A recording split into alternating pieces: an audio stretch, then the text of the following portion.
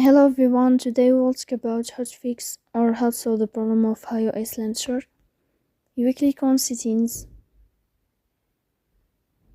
In this page you will click on apps, default apps, app settings. On above you will search about HiOS launcher. Here in this page of app info you will click on first stop and you will click OK. Then you will enter to the window of storage. Here you will click on clear cache, but pay attention, don't click clear data because that can delete your account.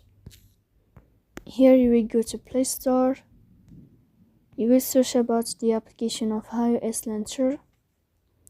Then you can uninstall your app and you can install it again. So please don't forget to support us by like and subscribe. See you next time.